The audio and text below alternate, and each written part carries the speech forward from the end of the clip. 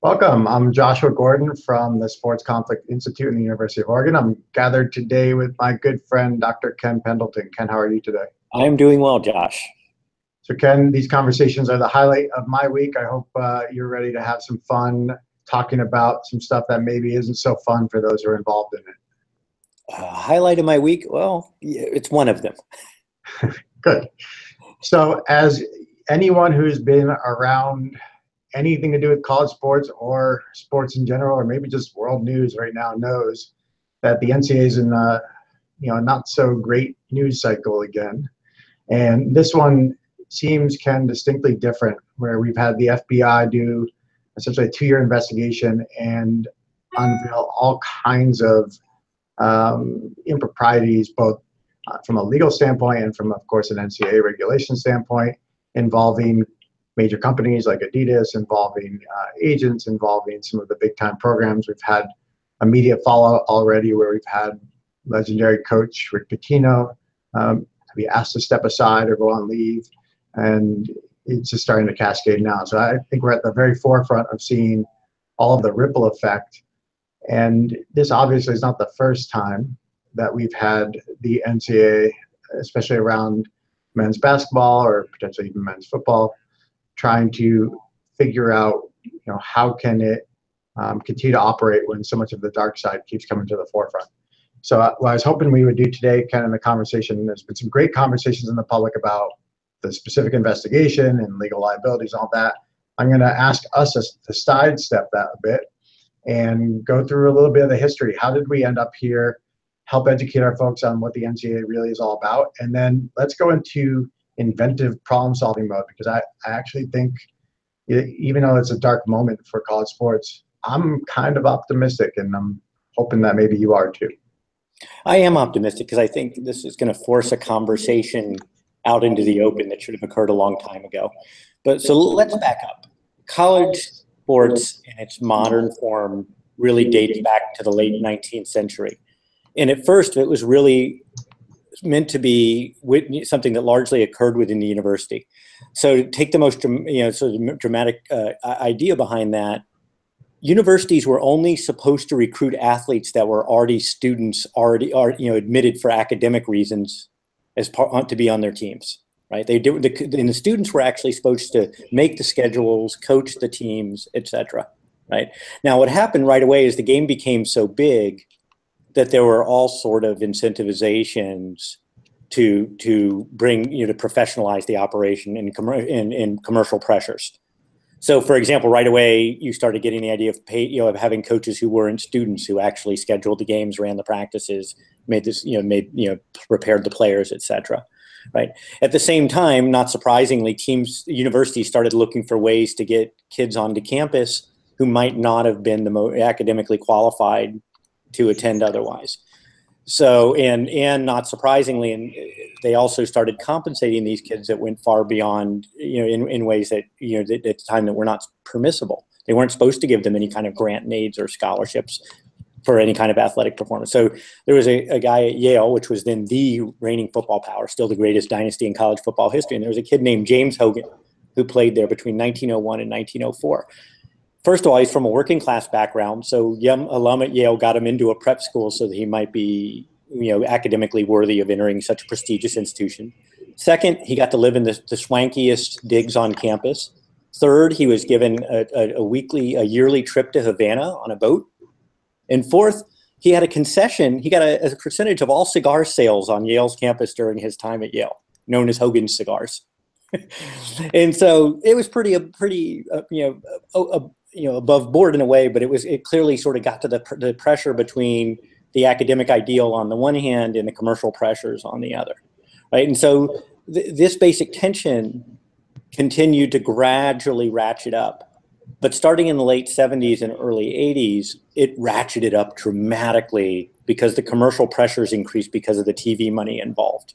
Right. So before 1981, for example, ABC only showed one game on TV most weeks, and teams were only allowed to appear on TV in college football 5 times over a 2-year period.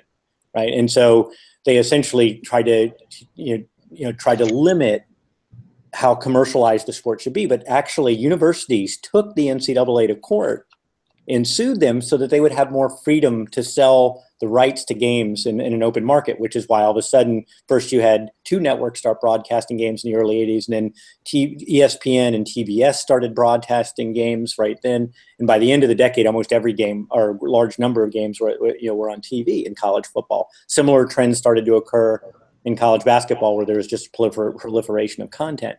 So now you had these serious economic imperatives, commercial imperatives on the one hand, and the academic ideal was increasingly stressed on the other. And then from a conflict management point of view, I think the other problem here is that the group that was maybe the most important for selling the sport, which are the players, have largely been excluded from the discussion. And perhaps more importantly to the players, they also didn't get an increased amount of the pie as the pie got bigger and bigger. Their slice, the size of their slice is more or less remain the same. And if there was a rule I was going to tell you about how institutions function, any economics professor, as Sports Illustrated's Andy Staples pointed out, would tell you, if there's a lot of money in a system and one of the stakeholders who's generating that money isn't being compensated above board, they're going to look for ways to be compensated below board. And that was true when James Hogan went to Yale. It was true when Moses Malone opted to go to the ABA instead of going to Maryland in 1974. And if the evidence we saw last week is accurate, it's now on a scale that we almost couldn't have imagined 40 or 50 years ago. And so do you think, Ken, that we've reached a point now where that idea, the constant talk of amateurism, especially for the two revenue-producing sports, whether it's men's basketball or men's football, and keep in mind, it's not all programs that are revenue-producing within those contexts, but those are the places where we're talking about big money and big commercial pressures. The rest of it probably more closely aligns to the original academic ideals you're talking about. But here's where the economic drivers are pulling people out of the attempt to regulate their way out of it. Yes, I think that at this point, despite the NCAA's best efforts, and some really legitimate efforts to address this tension, at this point the failure has reached such a point, or the tension has reached such a point that it's basically impossible for them to prevent that a huge amount of that money that's being generated from actually undermining the very ideals that they purport and have genuinely attempted to promote. And I really want to emphasize that. I think that everybody criticizes the NCAA, but they've made a series of decisions to try to address this. So in 1948, they permitted grant and aids so that people had demonstrated financial need could be compensated above board. Realizing that this led to all sorts of problems, 5 years later, they allowed for scholarships for athletics that were given out regardless of financial need. And as I mentioned before, they actually tried to curb the commercialization of the sport as late as the early 1980s. Right? They tried to actually prevent teams from being on TV too often. They also tried to create that level playing field where the amount of money given in a grant and aid or a scholarship was the same. And finally, as recently as a couple of years ago, they made a compromise and decided to give these athletes some kind of stipend so they could meet expenses. So they've made some legitimate attempts to do it, to address this. But the problem is that the amount of money going through this system dwarfs the amount of money that has been given to compensate these athletes. So scandal is inevitable unless you find a way to address that core problem. I think it's really interesting, Ken, that I think when we have conversations with folks about this arena of NCAA sports, they often think of the NCAA as, analogous to the NFL and the commissioner's office and all of that. And there are quite a few differences. One being that these are member institutions who are essentially self-governing through an administrative function of the NCAA. So all of the committees that the rules are promulgated by and the enforcement, it's really a peer institution program, and certainly different stakeholders within that have different voting rights and seats and all that. It's quite complicated. But when you think of the thousands of schools that are members of the NCAA, they do most of it really, really well. And so I think what would be fun is, instead of trying to think of all the Band-Aid solutions that may or may not marginally make improvement, is if you and I pick apart who are the real key players in this. And I think one of the fun things about this particular crisis moment is it's brought to light some of the stakeholders who we tend to ignore because the FBI has chosen not to ignore them. So maybe we shouldn't be ignoring them as legitimate stakeholders, even if they're currently conducting illegitimate activities. And so let's think about, in particular, men's basketball, men's football. What would be some of the key stakeholders if we were to bring together a power summit where you and I gather all the key players, players not used as only athletes, but all the key folks and stakeholders that are here, who would they be? Who would need to be at the table? And let's imagine some of their key interests and then problem solve a bit about how we might get them a new version of governance or a new version of league or coordination that would come out for basketball and football.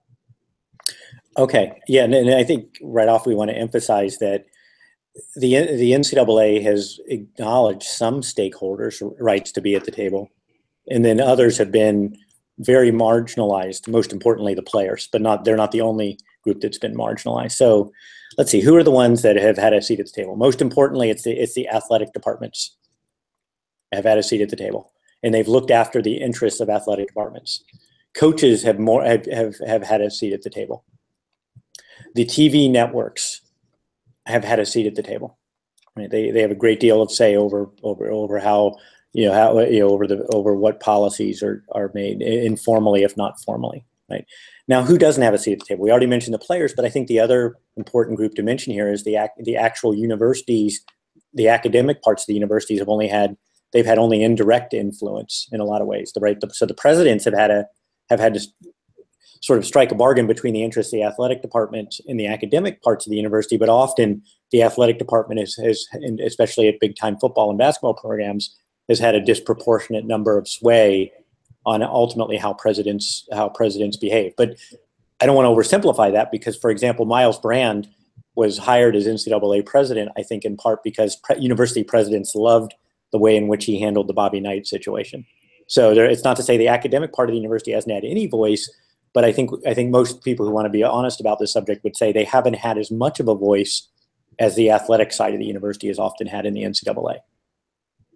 So let's pick these stakeholders apart a bit and try and put ourselves in their shoes and imagine what you need to make a deal for a newly configured, newly constituted organization around these two entities that still meet all the needs of the stakeholders. So we're not trying here to come up with a power play and see who can overwhelm who with their influence, but is there an outcome once we identify their different interests that potentially is creative and at least gets a stage of it? Now we're not going to spitball all of this today, Ken, but we're going to at least is there a framework that could be interesting to contemplate? Right. Well, okay, I'll throw one out to you. I think the first thing is everybody has an interest at this point in actually bringing the inevitable compensation that players get above board.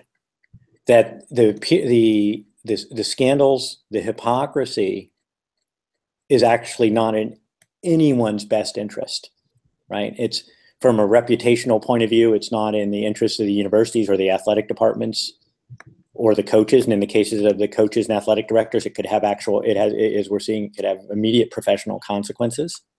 Right? Obviously, the university, the academic part of the university is appalled by this, and quite rightly so.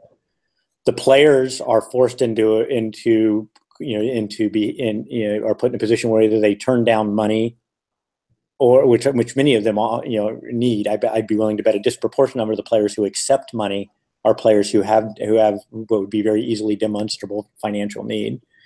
And then finally, I'd mention one other group we didn't mention as stakeholder because they're, it's sort of indirect, but I I tailgate at Oregon Ducks games. I've been a Florida State fan my whole life.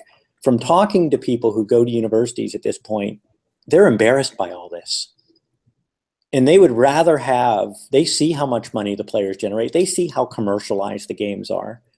They would rather have the players make money above board than they would have a scandal like this or the ones that have occurred relentlessly over the course of the last several decades embarrass them in their program. It's just we want to enjoy a football game and feel good about our university. And I think we'd feel a lot better about it if our players weren't involved in under the table payments. And I don't think many of us would have a problem with the idea of them not being, quote, amateur, as long as it was done in an above board fashion. So we've got this basic shared interest that all the stakeholders here are suffering under the weight of every crisis that happens. And the current infrastructure, we can blame individuals, we can get rid of individuals, but we know that the infrastructure is incentivizing and rewarding this type of behavior, right? Kickbacks and all kinds of recruiting violations. They may not be the news story every day, but they are probably a norm for at least a number of programs as a way to try and achieve their interests and achieve their goals. So if you're thinking about, let's start with athletes. What are all the things athletes need, if they're going to agree? First of all, they need a seat at the table, right? But what do they need to be successful in version 2.0 of the NCAA around these sports? Okay. Well, let's start with what athletes really want. So I mentioned a good number of the ones in men's college basketball and football have demonstrable financial needs. So they would like to have those addressed. They also don't want to feel exploited. And so if you watch, for example, the Fab Five documentary on ESPN's 30 for 30 or the U, they point out how the players see all this money being raised from, for example, the sale of jerseys, and yet they can't even go buy they're not allowed to be given one of their own jerseys, right? Just take a really obvious example. Third, and this is really important, players who go to Big Five schools in men's college football or the top 65, 75 schools in college basketball off the top of my head, a lot of them have professional dreams and they want those facilitated. Right. So those I would identify, and I think at least a significant percentage of them also would like to achieve something academically. And a really important distinction underlying what you were saying is this difference between being paid, being compensated, and being able to potentially use your own likeness for profit or for benefit. Right. And so there's one version, obviously, where an outcome could be that there's a increased salary. We've seen some of that increased benefits as an attempt to try and remedy some of the inequity that's been happening in the last few years. But there's still a significant constraint on someone using their likeness. And the analogy I will often use when discussing this is, imagine a star musician is at a university and they might be there on a music scholarship to perform and to learn while they're there. But nothing in anything that they're dealing with would prevent them from putting out an album, going on tour, earning from their talent or their likeness, being a YouTube star. Any of these things, if they wanted to do them, they could. And it's so distinctly different for our student athletes that they are not allowed to use their likeness without becoming a national headline. And that's something where the potential profitability of the likeness of an athlete has, without a doubt, been taken exclusively for use by the institutions themselves and the commercial entities that play. Right. So let's think for a second about why institutions would resist this. And I think the biggest reason is that there's a vast difference between the resources schools like the University of Texas or Ohio State or the University of Florida have on the one hand, and schools like, say, Tulane or Missouri. Not that they're a small school, they're in the SEC, but I'm sure their resources are far less than Alabama's have on the other, right? And so in this case, if you allow the universities, if they were allowed to actually compensate athletes directly, you would even be a less competitive playing field than it is now. And in fact, universities do have some latitude in how much the stipend is. There's a cap on it. But if you look at the numbers, schools like Ohio State and Florida State are giving much bigger stipends than, say, Northern Illinois is giving or Boise State is giving, right? So there's in this case, that would actually undermine the level playing field that the NCAA is trying to achieve. And I'm not sure it would be good for college athletics in total if all of a sudden the University of Texas could offer a recruit more compensation than Tulane could offer that recruit. Right. And so with athletes, we've absolutely identified a number of things that have gone on. There are other stakeholders you and I have contemplated before, agents, for example. they have a longer term interest in having a relationship with the athletes who are going to go on and be pro in their sport. So trying to figure out, is there a better way to engage them? Certainly you mentioned students and alumni of the universities and their desire to both feel good about their institution, but then also to not lose their traditions and that connected community that sport brings to the university setting. We have athletic directors, obviously, who have competitive pressures and monetary pressures. We have the commercial interests, whether it's TV and some of the advertising and sponsoring bodies that go on, wanting to be able to activate on the popularity of these sports, for sure. And you, at the university level, you also have this broader branding interest that goes on. And we, often when you see faculty criticize the amount of money that goes into investment for college athletics, one way I sometimes will encourage people to think about it is, don't think about that money in the way you would think about investing in an academic program or anything else. Think about it as, how much would it cost you to buy that airtime to get people aware that your institution exists and to take interest in your institution. And when you look at it from that standpoint, it's been one of the most economical investments for airtime and awareness and brand building. Now, of course, as you mentioned earlier, if the brand building is about scandal and these kind of things, you're eroding the very value in which you've been investing in all this time. So these are some of the interests. So if we think about things that you and I have both identified from an interest standpoint, let's get creative. Let's spend just a few minutes as we wrap up here to think about some of the ideas that you have floating around your head, and I'll share some as well. Okay. I want to identify one other group more specifically, which are coaches. And because I think one of the areas that they're one of the things that coaches really embrace is managerial control. And so they like the idea of having defined, sort of having a clear understanding of what the athletes, what kind of compensation they get, how they're getting it, et cetera. And they want to also feel like they're the fundamental driver of their college development as an athlete, and they have a significant say in what they do academically. So considering that, here's some of the things I'd propose. First of all, I would allow athletes to be represented and compensated by agents at the time at which they enter college. Now, again, I could see initially coaches might say, I don't like the idea of having to work with an agent. But I would say two things to coaches. First of all, every athlete just about has someone who's having a significant sway on their decision-making process anyway. At least now you would know who it is. You would require the agents to register. So the other big thing is you could actually work with that agent to make more intelligent decisions for the athlete's future. So, for example, right now where the agents are lurking behind the scenes, they have a vested interest in athletes coming out of school earlier, even if they're not optimally prepared. But if they were actually represented above board, then you could go to that agent who's going to probably have other sources and say, look, right now X isn't ready to go to the NFL or the NBA yet. And it's really in your best interest to encourage that person to stay in school. And oh, by the way, that person's going to be better able to stay in school because they might receive a more robust income or have more resources while they're in school, right? So I think it would also, from the NCAA's point of view, it would actually minimize the scandal because now it will be done above board. And by the way, agents would all do it above board because you could actually work with the NFLPA and other bodies to basically prohibit them from practicing if they were to contract with athletes without registering it or being registered. Yeah, it's hard not to imagine, for example, the analogy would be if you had a star computer programmer at a university, they might have a headhunter recruiting them.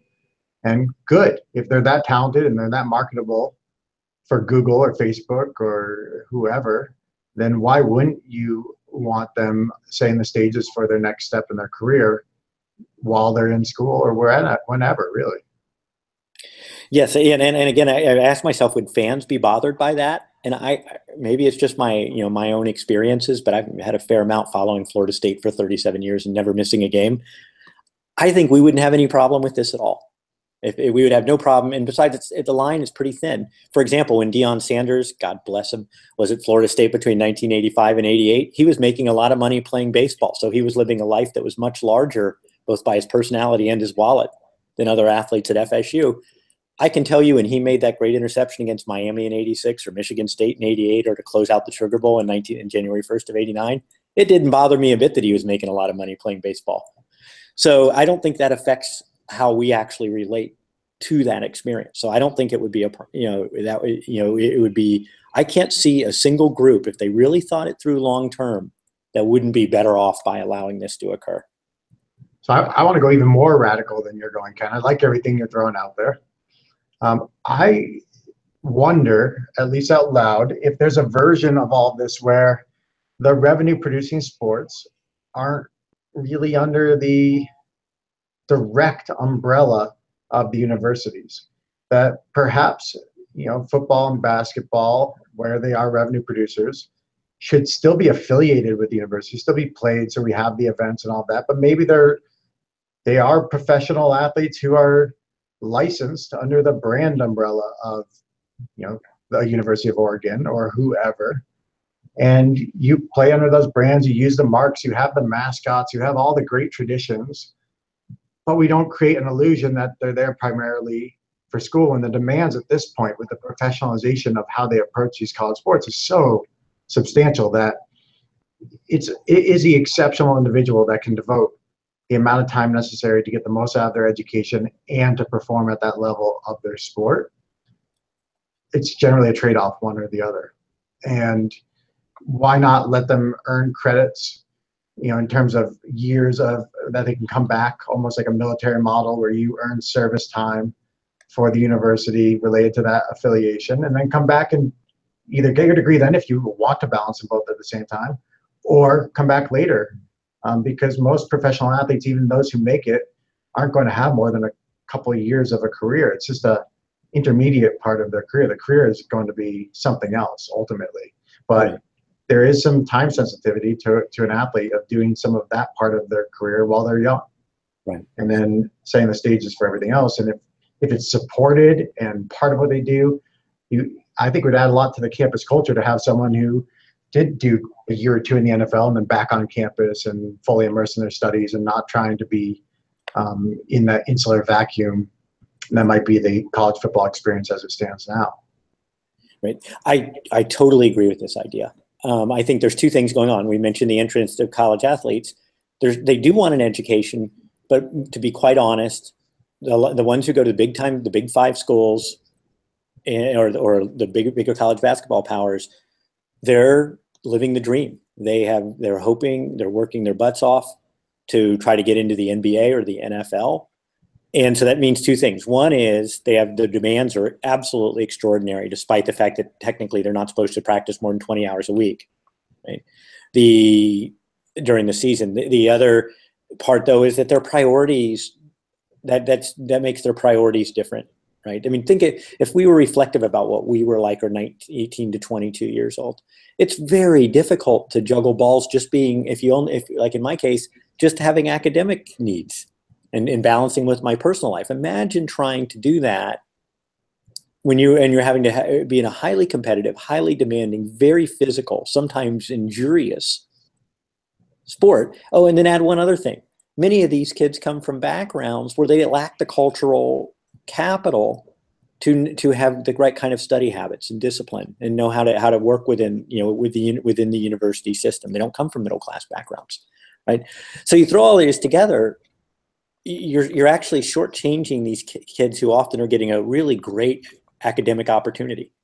And so the best solution here would be to tell these kids, focus primarily, if not entirely, on athletics now. And for every year you're at that university, we will give you 1 year back after to study whatever you want academically. So if you stayed at a University of Oregon for 4 years, and it turns out you didn't quite make the grade as a professional football player, or you did for a little while, or you ended up having a stellar career. The point is, you could then come back to the University of Oregon, and you would now pursue what you would now realize are very valuable academic opportunities. And by the way, students in the university would love to have ex-athletes at that level actually in their classes and being part of the student community. So don't have them live in the athletic dorm or in some unique cloistered place. Have them live among the student population, and then they would benefit from the cultural capital they would acquire by being around people who are from middle-class professional backgrounds.